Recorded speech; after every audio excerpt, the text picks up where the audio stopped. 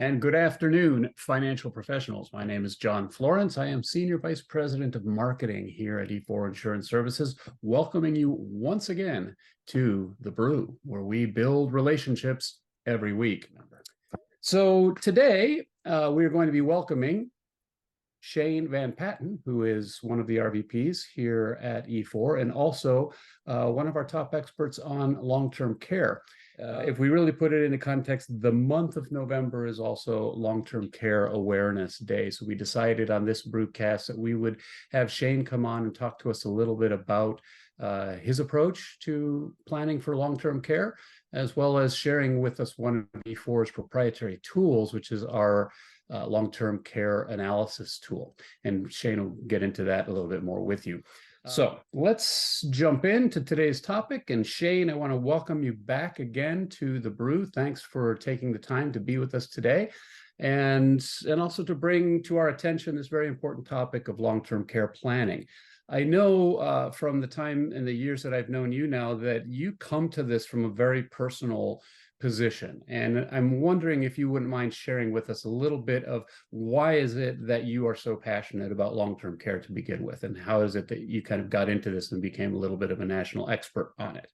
Absolutely. Well, thanks, John. Like most people, I think it was something significant happened to my family.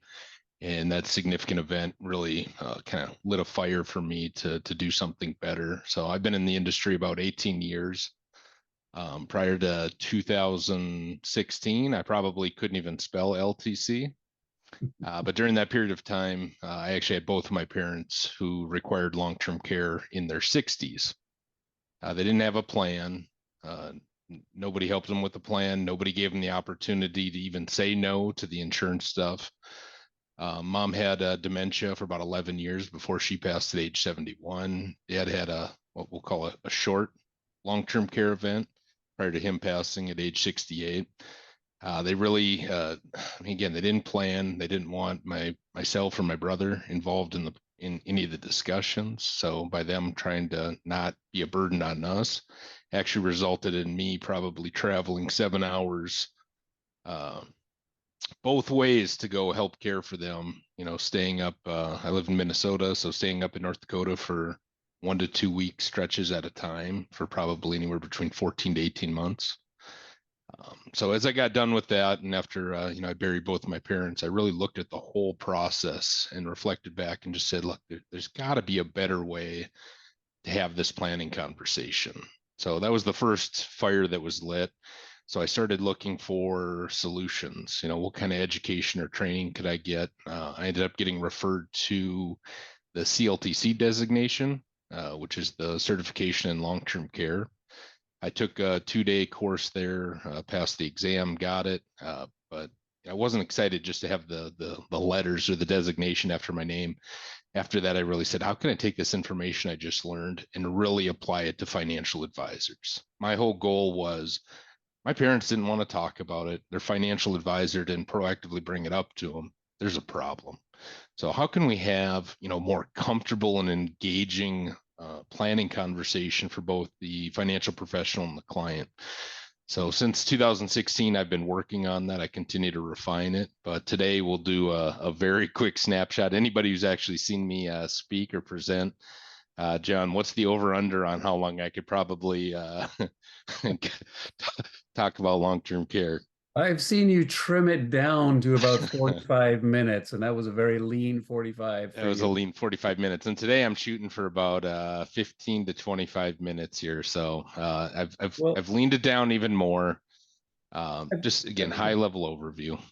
Yeah, I think before you get into looking into the tool a little bit more, tell me about your process, because I think this is really key. I know a lot of advisors sometimes approach this from the perspective of wanting to sell something or put an insurance plan or insurance product in place to cover some of the long-term care risks. But you take a different approach. You really take more of a planning approach. Can you talk about that a little bit?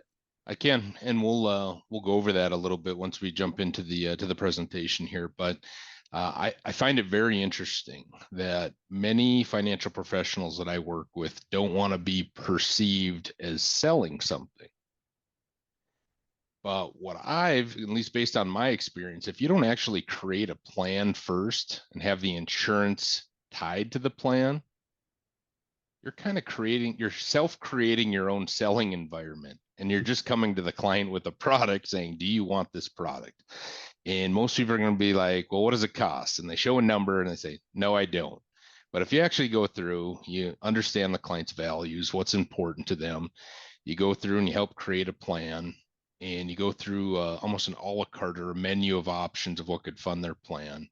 Once they have their plan, and even if insurance is one of the options they want to consider, by that point, they're bought in and they're willing to review as many insurance products that you want to show them, because at that point they understand that the product's going to help pay for their plan.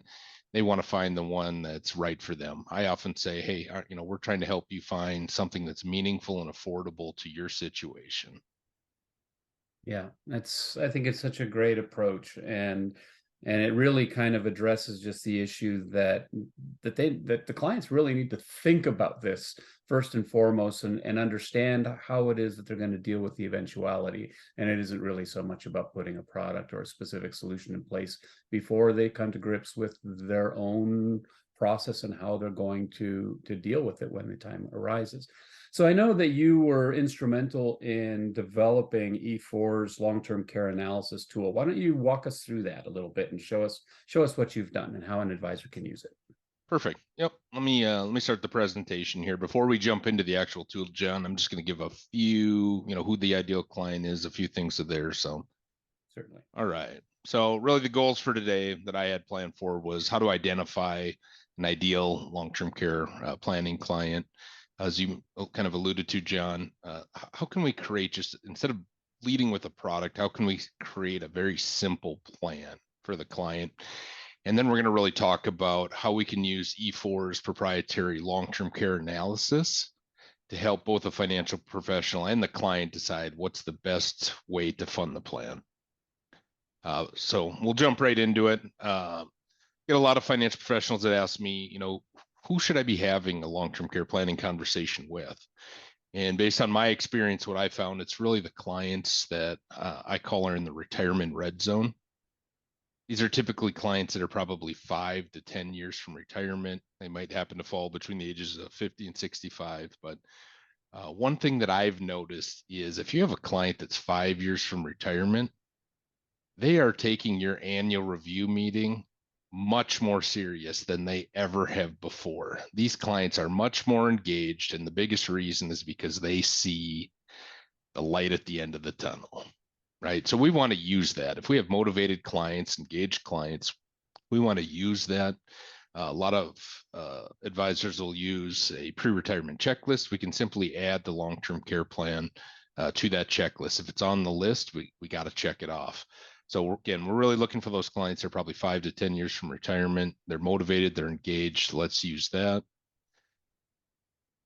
Then, again, there's a lot of stuff we could talk to the client about, but I think if I could have every financial professional and every one of their clients understand, forget everything you thought about long-term care. It's not about nursing homes. It's not about insurance.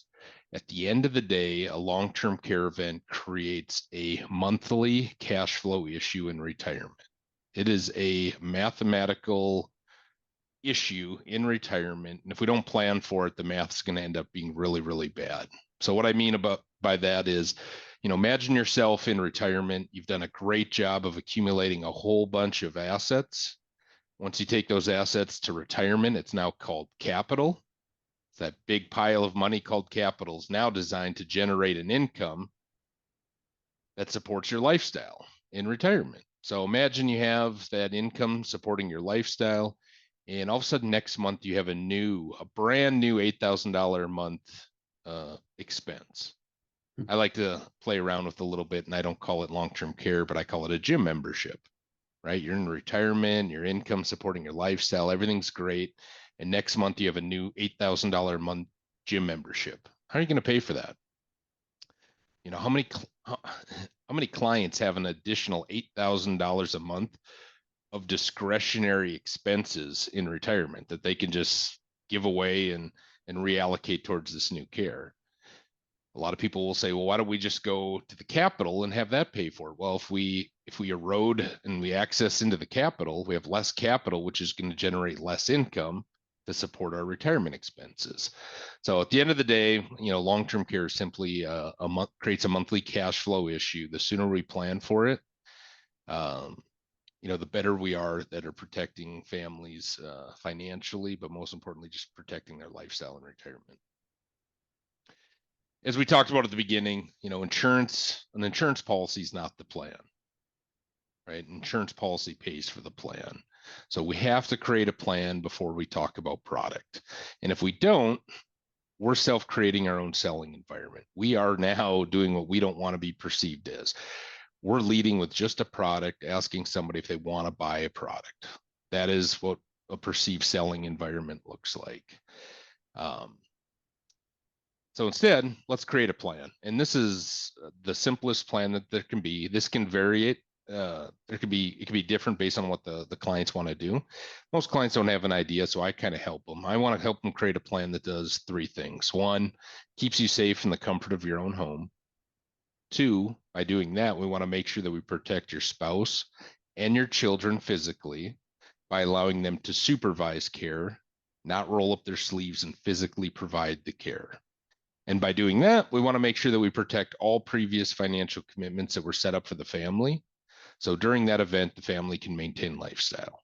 So keep you safe at home, protect spouse and children physically, protect the family's lifestyle financially. Once we have that plan and you've helped the clients understand we want to keep you at home, protect spouse and children physically, protect the lifestyle financially, we have to decide how we're going to fund the plan. So again, this is going to be very high level, but you really have four things. You have Medicare, Medicaid, self-pay, and long-term care insurance. So we'll start with Medicare. Medicare is health insurance. Even if you get through all the red tape, which there's a lot, the maximum that Medicare will pay is 100 days. That is short-term care. That's not long-term care. And oh, by the way, care is received in a skilled nursing facility, not in your home. We just created a plan that we wanted to keep you safe in the comfort of your own home. This is not a good vehicle or a good item to fund your plan. So we can scratch that off. Next one's Medicaid. Medicaid is a viable solution for clients that don't have any money. Right? Another way to look at it is Medicaid is a very expensive solution for clients with money. So the example I always use is, two 65-year-olds, a couple, they have $1 million. Doesn't matter if it's in his name, her name, or it's joint. Currently and depending on your state, but in 2023, we'll say the healthy spouse of that million can keep about 138,000 of that. The unhealthy spouse can typically have between $2,000 to $3,000. We'll just say it's 2,000 for easy math for me. So that's between the two of them. Again, the healthy spouse can have 138,000. The unhealthy spouse can have 2,000. That's 140,000. The remaining $860,000 has to be spent down before the state will pay anything. Right? That seems like a very expensive solution for Medicaid. Sounds like an extreme change in lifestyle for that family, especially the healthy spouse. And oh, by the way, care is received in a skilled nursing facility. It's not in your home. Doesn't fit the plan that we just created for you. So the next one, self-pay. Self-pay is just as it sounds, right? It's coming up with an additional $5,000 to $10,000 a month from your assets, from your income. You are basically, paying out of pocket, right? 100% of your assets and your income are going to be allocated to pay for that. I believe people that can only truly self-pay is if they can come up with an additional $5,000 to $10,000 a month without disrupting their lifestyle, right? They can come up with that additional stream of income and still cover all the retirement expenses without affecting their lifestyle. Now, the last one's long-term care insurance, right? So this is transferring your money in some way, shape, or form, and transferring some of the risk to the insurance company. Um, Again, I believe that if the clients can medically qualify, that long-term care insurance is probably the most viable solution for clients, really because of three things. One, leverage, right? Leverage means it's cheaper than self-paying. Um, the second one is tax efficiency. The benefits are paid out income tax free when paid for long-term care expenses. And the third one is the biggest one. It's predictability. And I believe in when we're planning for the future, I think the idea of knowing the ending value today really, really helps out. With insurance, we know the ending value today, which will help us plan for the future. With investments or savings, we have no idea what it's going to be worth next year, 10 years from now, 20 years from now. So there really is value in knowing the future benefits, knowing that those are going to be tax-free, and knowing that it's going to be cheaper than if we're going to use our own assets to pay for it. So at the end of the day, client really has two choices, right? Medicare, we said, it's not going to fund our plan. Medicaid's not going to pay for our plan. We have self-pay and long-term care insurance, right? The default option is self-pay. You have 100% of your assets and income currently allocated today if you haven't planned for this. You likely still have your spouse and your children physically on deck to provide care if you haven't planned for this today. But again, the two options: keep all your money, accept all the risk, and accept 100% of the consequences to a family. The other option, long-term care insurance, right? Transfer some of your money in some way, shape, or form to transfer some of the risk to an insurance company. Really, this is the only option that helps mitigate some of the consequences to our family. So with that, I'm going to take a pause here while I switch screens here, John, and I'm going to go through the long-term care analysis here. So I think that's a really great, concise sort of summary of creating the plan. And I know E4 has other tools that can help initiate that conversation. And I think specifically, I think a lot of people avoid the conversation because it is awkward. It necessarily involves people talking about their own death. It involves them talking about things maybe about their lives that they don't really want to acknowledge, growing old, growing frail, and losing personal agency, the ability to control your life entirely, which I think we all really value. And I think that's one of the big hesitations that a lot of advisors have, is it just opens up a conversation that's really difficult. And I think the way that you approach it maybe takes some of that sting, some of that awkwardness away. And there's other tools that we have. But once we get to that point of having created the plan, and then now you're really using the tool that you're about to show us as a way to narrow down the choices of how to actually fund it. Is that correct? That's correct. Yeah. All So right. again, Show us how that works. absolutely. So, once my whole motivation the first time I meet with a client is to really, my end goal is to get a plan created, right? So that plan, again, remain safe at home, protect spouse and children physically, protect the lifestyle financially. Once we have that plan, it means so much because everything we talk about, I can revert back to that plan. When we go through the a la carte of options, and now they really understand that Medicare or Medicaid's not a viable solution to fund their plan, and that really at the end of the day, they only have two choices, pay for it yourself or consider long-term care insurance.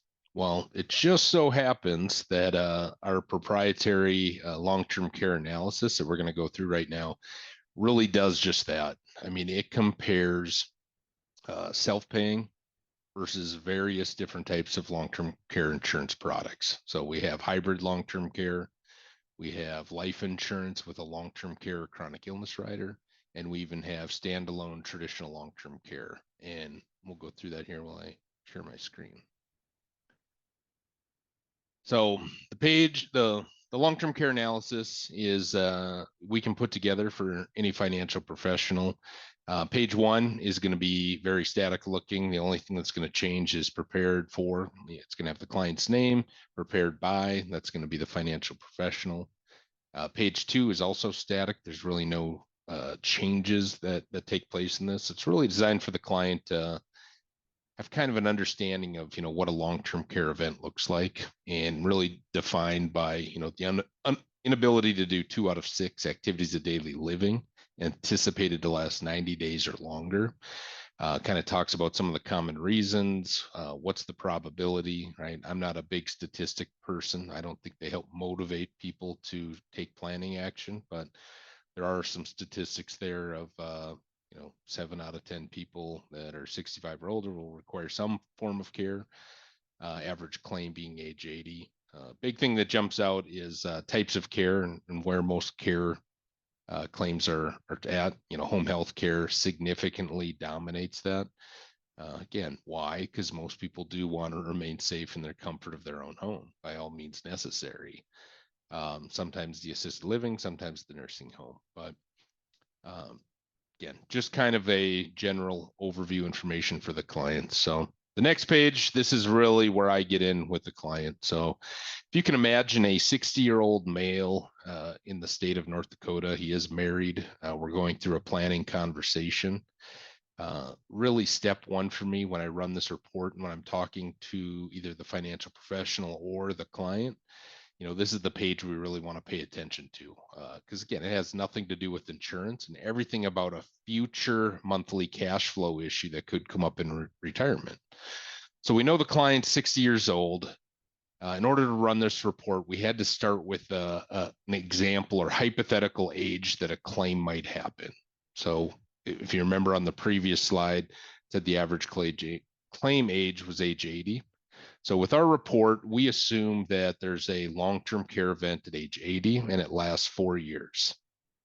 Again, it says nothing to do with insurance, everything about a potential monthly cash flow issue. So what I look at here is based on the median costs in North Dakota for home health care, assisted living, and nursing home. Client 60, we know we have 20 years until that event. The inflation, the 3%, we're assuming cost of living adjustments at 3% every year on that cost. What I'm really looking for is what's the future cost of home health care at this client's age 80, right? So I look at it and it's roughly $10,000 a month. So the customized, this 10,000, that's what we're planning for. So again, it has nothing to do with insurance. If I'm talking to a client, I'm going to say, like, the potential cost of this for you at age 80 with a 4-year event is going to be about $10,000 a month. How are we going to come up with an additional $10,000 a month while still paying for all your other retirement expenses and not disrupting the family's lifestyle? That's the conversation that we're having here. And by this point, we already said we want to build a plan that keeps you safe in the comfort of your own home, protects your spouse and children physically, let them supervise care, not provide it. And now we want to make sure that we protect the family's, finances and lifestyle. We need to have a plan for this potential $10,000 a month cash flow issue in retirement. So going to the next page, and I'm going to try making this one step bigger. What you'll see here is I'm just going to go across the top column. So we have in the blue self-fund or self-pay. Right? This is a client taking their money, carving out, portfolio or a savings account or an annuity or something in their portfolio. I always tell people, picture yourself, putting a box in your portfolio and stuffing a bunch of money in it and then putting a piece of tape and saying Shane's LTC fund. Right? You got to put it in something. So we'll talk about that a little bit. The one in the orange here is a hybrid long-term care. This is where we're going to have, if anybody remembers a teeter-totter as a kid, the teeter-totter is going to be tilted, right? So all the way at the ground or not much leverage is going to be the death benefit.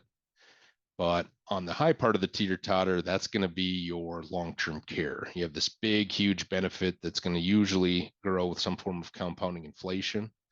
So with this in the orange, I usually tell people, hey, if you never use this asset, you're likely going to get a cash or cash equivalent type return on your money, tax-free to your beneficiaries. But if you need it for long-term care, you're going to have significant return values, tax-free, to be able to pay and fund your plan. The green one here is going to be life insurance with either a long-term care or chronic illness rider. Going back to my teeter-totter analogy, this is where it'd be level. Your death benefit and your long-term care or chronic illness benefit are going to be identical. In fact, it's the same pool of money.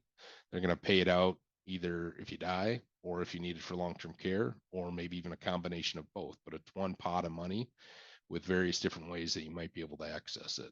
And one of those being you're no longer on this earth. But The last one here in the dark blue, traditional long-term care. So we'll talk about that a little bit. I'm going to talk on the side, the funding strategy. It's how much money do we have to put in for how many years? What kind of net rate of return do we need? But here's really the goal. This is step one where I show everybody is look at age 80, no matter which strategy we're going to do, we need to make sure that we have a predictable $10,000 a month lasting at least 4 years. Right. So that's kind of key agreement number one. We got to make sure we have a plan to come up with an additional $10,000 a month for 4 years at age 80. So I'm just going to walk down here. So the first one is self-fund. So this 60-year-old could put aside $277,977 for 1 year, put it into a brokerage account or anything else you want to come up with, but I'll just assume a non-qualified brokerage account. His goal is he's going to have to earn 3% net. That's after taxes, after fees, each year, every year for the next 20 years.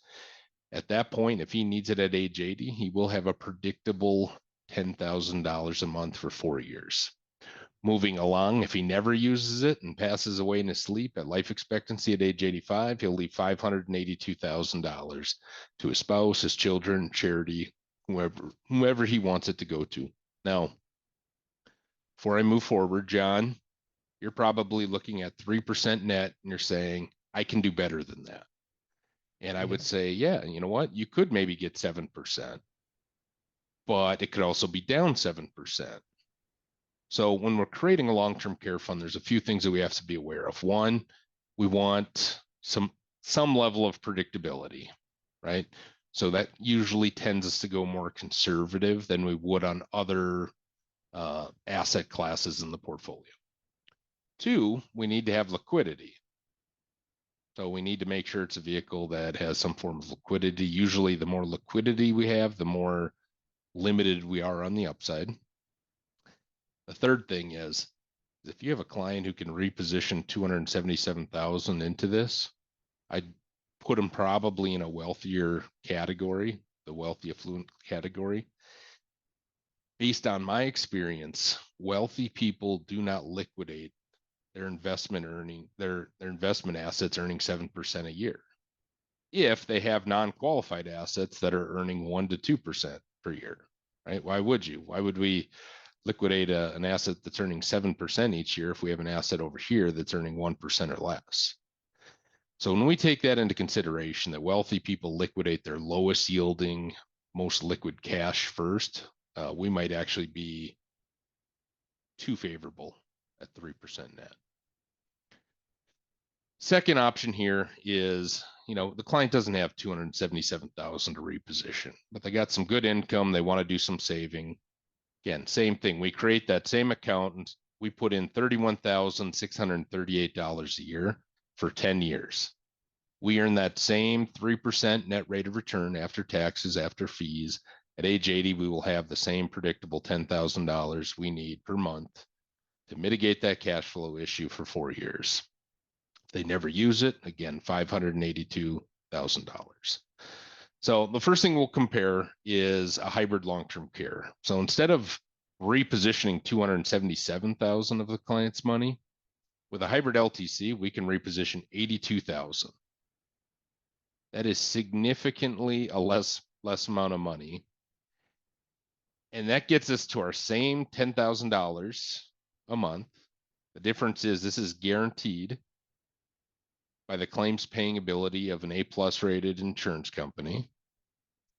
If we never use it, we're getting 132,000 to our spouse or children charity.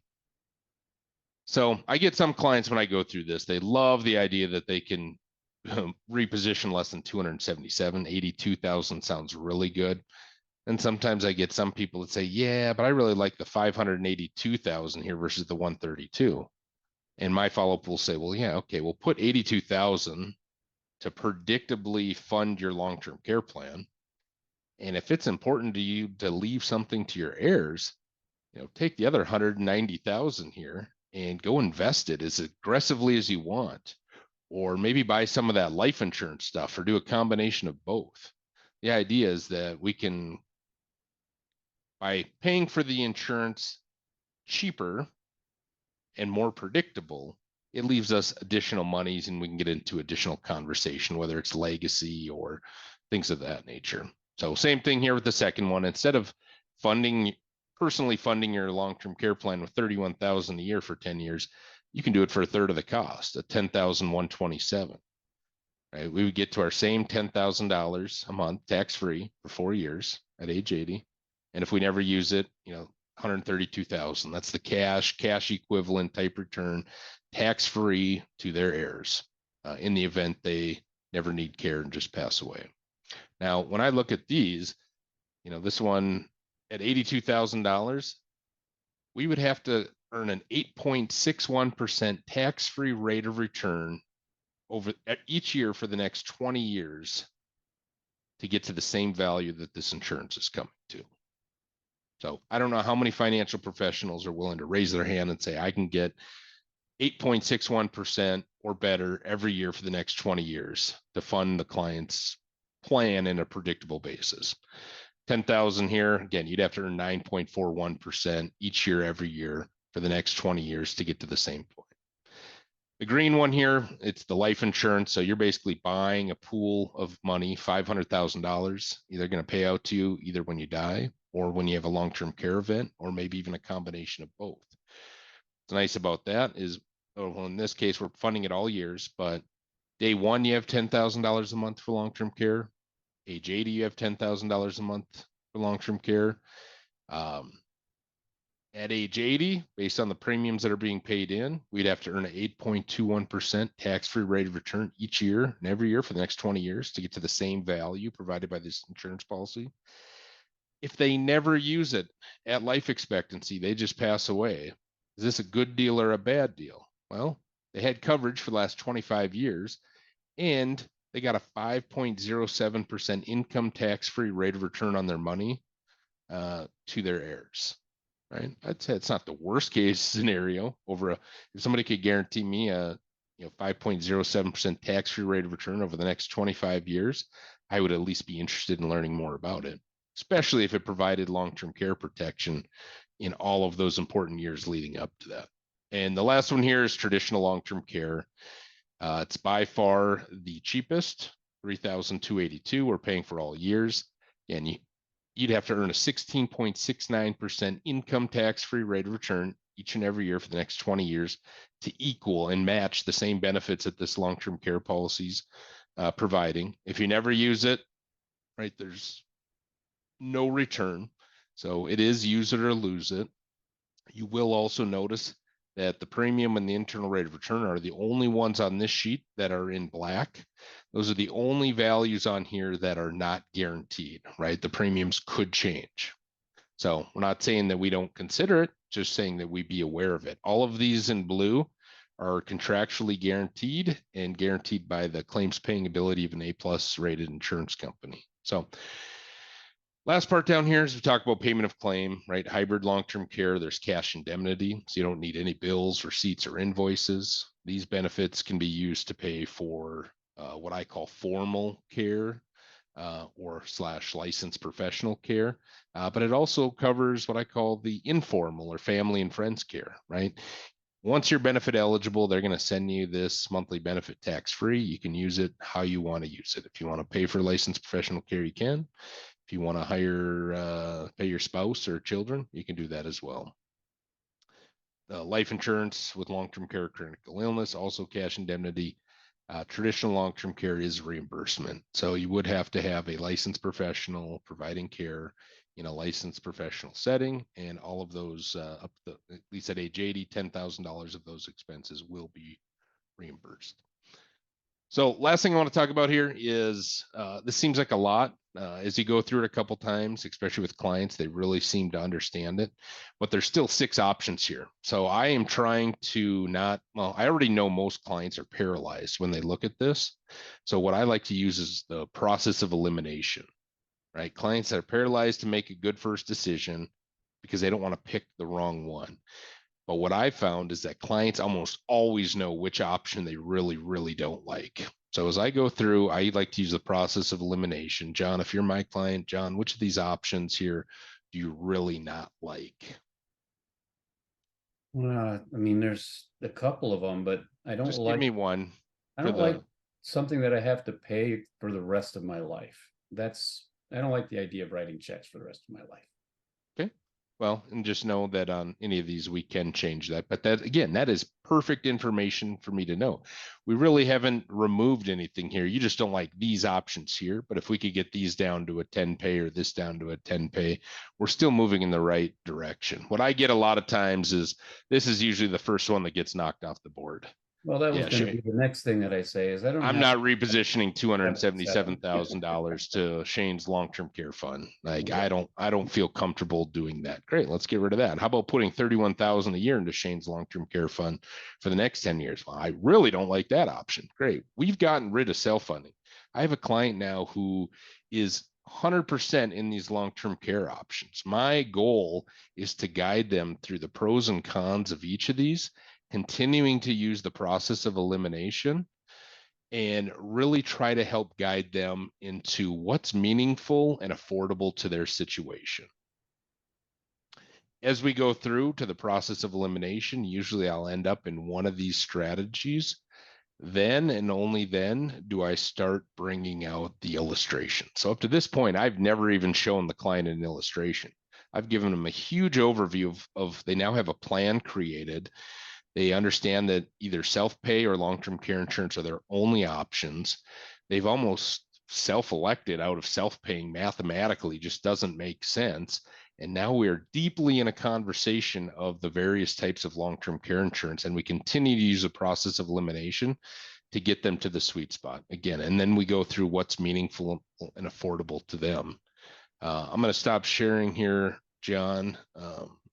Yeah, let me ask you a quick question. I mean, I think that's a brilliant analysis, and as you say, it's having all the right conversations with the client and helping them to arrive at a decision that they can be comfortable with and that makes sense for their specific situation. Let me ask that. I mean, those are really specific numbers that you put in. If I'm a financial advisor, how do I get one of these for my client situation? I mean, what information do I need to give to you or to E4? And how do you guys collect that? Sure. Yeah. So the best thing for me and probably anybody at D4 is I really look in the lens of two funnels, right? The first funnel is the client. Who are they? What's their health? So name, date of birth. Are they smoker, non-smoker? Do we have any known health issues? But medically speaking, what does the client look like? The second funnel is usually all about their net worth, their investments, what it's made up of, gives me an idea, right? That's how I can make my best recommendation is when I know everything about the client, medically speaking and financially speaking. Just to run one of these reports, though, really all we would need is their name, date of birth, are they smoker, non-smoker? For the life insurance, would they be preferred or standard? But most importantly, what state are they in? So through that information, we know how old they are.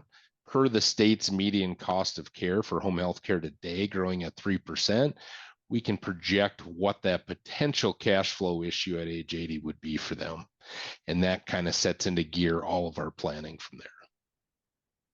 Yeah, I know you're talking about this. This is actually one of the forms that we have that enables people to be able to submit that information. It's a one-page kind of check the box type of thing through your E4 RVP or on our website.